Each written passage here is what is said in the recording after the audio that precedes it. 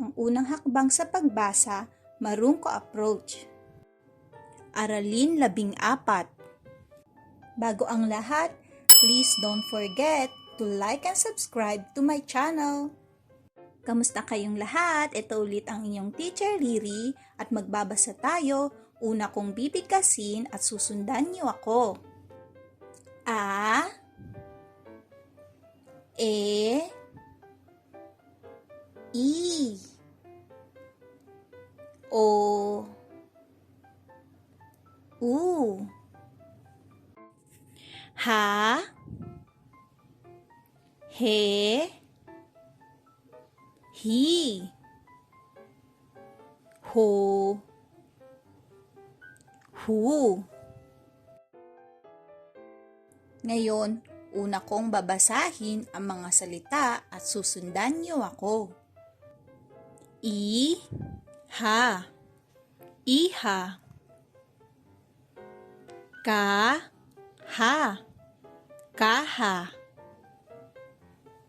Ka, mi, kami. Ma, ba, ho, mabaho. Ha, li, gi, haligi. Ba, ha, baha. Ba, ha, la, bahala. Ma, ha, la, ga, mahalaga. Ngayon, babasahin natin ang mga pangungusap na may katinig at patinig. Ba, ha, na, sa, la. Ma, ha, ba, pa, la, ang, pa, ya. Ha, lo, na, ang, pa, la. Ngayon, kayo lang ang magbabasa.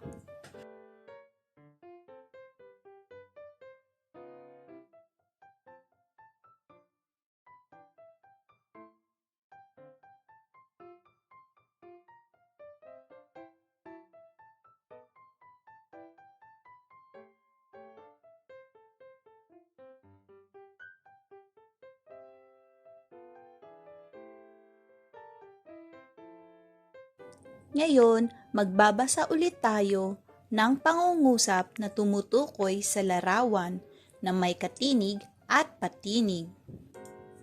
Ma, ha, la, ga, ang, i, na. Ma, sa, ya, ka, mi, ka, si, ka, sa, ma, namin, palagi, si, ina, mahal namin siya. Ngayon, kayo lang ang magbabasa.